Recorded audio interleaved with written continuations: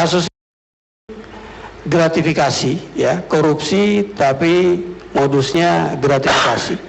Artinya ada yang memberikan gratifikasi dan ada yang menerima.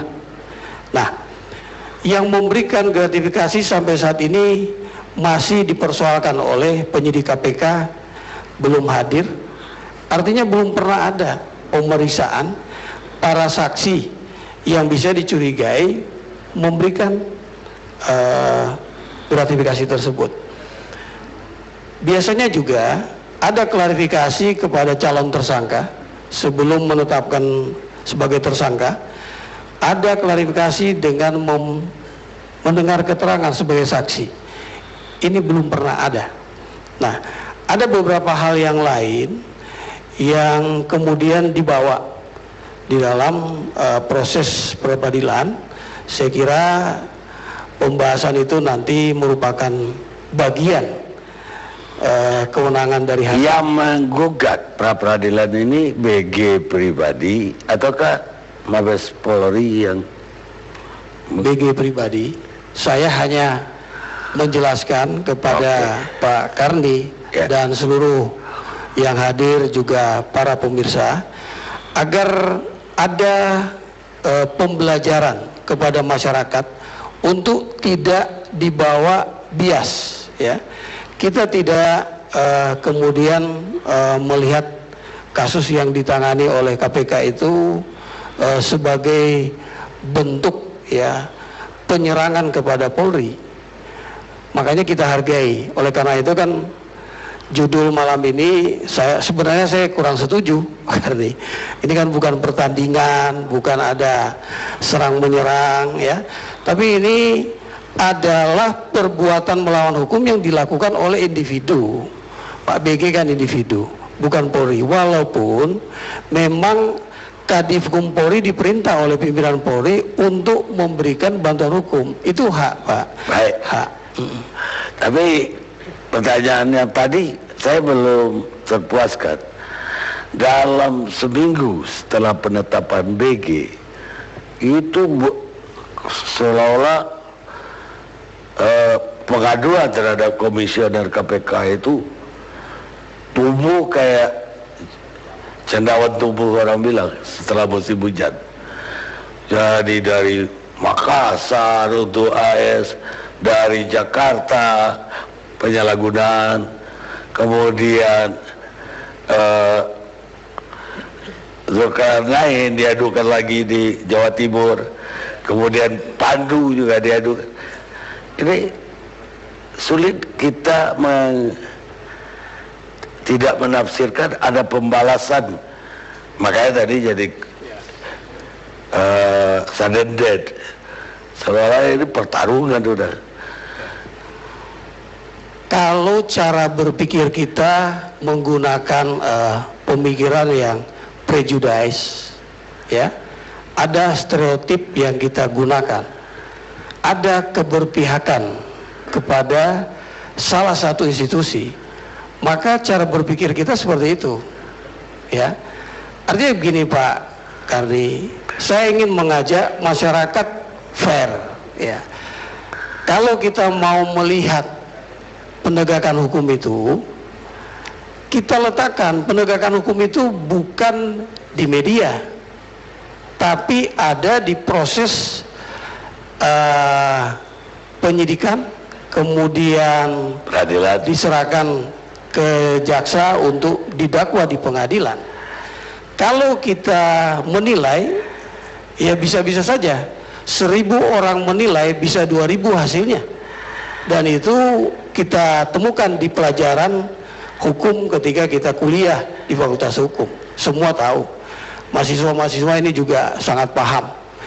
Kita boleh berpikir sesuai dengan pemikiran kita, tapi tidak boleh kita memaksakan pemikiran kita untuk mengintervensi proses penegakan hukum, apalagi menggunakan stigma negatif terhadap proses penegakan hukum yang berlangsung. Seharusnya masyarakat mendukung untuk memberikan ruang dan waktu bagi Polri membuktikan apa benar. Ini kredibilitas Polri ini, Pak. Artinya penyidik-penyidik ini sama saja dia bunuh diri kalau dia melakukan hal-hal yang menyimpang. Nah, saya ingin bahwa forum ini justru bisa menjadi solusi bagi kita, pencerahan bagi masyarakat yang masih terombang-ambing dengan pemikiran-pemikiran bias tentang kriminalisasi. Banyak profesor di sini, mungkin beliau yang lebih akan memberikan pencerahan tentang apa sebenarnya arti kriminalisasi. Polri sudah membuktikan bahwa kami sedang melakukan penyidikan untuk membuktikan bahwa ada perbuatan pidana, ada actus reus di sini, ya, yang sedang kita proses untuk kita buktikan, nantinya kita serahkan kepada jaksa penuntut umum. Jaksa juga akan mengoreksi, Pak Karni. Kami diawasi bukan hanya jaksa, masyarakat, media, dan kami sangat welcome. Ya, tapi ingat, kami tidak gentar, ya. Kami tidak gentar. Apapun yang terjadi, kami ingin agar proses ini proporsional dan profesional. Agar masyarakat terbuka matanya bahwa ini bukan perlawanan terhadap institusi. Ya. Kita cinta dan sayang kepada KPK. Adik-adik saya ada di sana banyak bahkan. Mereka bekerja keras di sana dan kita hargai. Tapi kalau ada individu-individu yang melakukan penyimpangan, apakah kemudian kita tutup mata untuk sebuah upaya pemberantasan korupsi? Penegakan hukum itu bukan hanya kasus korupsi. Begitu banyak kasus yang harus kita tangani, dan kami mohon masyarakat juga bisa mempercayai apa yang sedang kami lakukan. Begitu Pak Karni? Ya, ya, justru yang saya pertanyakan itu pertanyaan-pertanyaan publik yang berkembang sampai saat ini untuk diklarifikasi oleh Kadif Humas. Mungkin terakhir, kalau bukan ada support untuk pengaduan-pengaduan, hanya pengaduan ini udah dari dulu, tapi baru sekarang Polri ingat bahwa dulu ada pengaduan ini.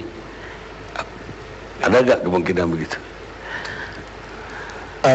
Tentu Kabarreskrim Polri itu kan punya Kepala Biro Pengawasan Penyidikan yang bisa melakukan pengawasan, mengoreksi apakah pada tahun-tahun sebelumnya ada hal-hal yang menjadi kendala, apalagi kemudian penyimpangan di dalam penanganan kasus. Kemudian Irwasum Polri dibantu Kadif Propam Polri bisa melakukan pengawasan internal apabila ada hal-hal yang dicurigai, ya, di dalam penanganan kasus tersebut pada tahun-tahun sebelumnya. Ya, karena ya kasus ya. Kota Waringin misalnya yang melibatkan BW sekarang itu 2011 di LC aja pernah ada yang bongkar kasus itu. Dan juga udah diadukan oleh pelapor ke Mabes. Tapi kan tidak ada tanggapan ketika itu. Baru sekarang itu ditanggapi dengan positif. Oleh karena itu, ini merupakan bagian dari kerja keras Kabarreskrim Polri yang baru ini untuk menunjukkan kepada masyarakat sekaligus mengevaluasi penanganan kasus-kasus sebelumnya. Ya, artinya kalau sekarang Kabarreskrim Polri itu ingin meluruskan proses-proses penyidikan yang sebelumnya, apakah juga tidak boleh? Tentu ini merupakan bagian yang harusnya diberikan apresiasi. Karena apa? Karena Kabarreskrim Polri yang baru bersama-sama penyidik ingin bekerja keras, memberikan pelayanan prima kepada masyarakat. Pak Karni, demikian. Baik. Irjen Pol Roni Sompi. Kita rehat sejenak.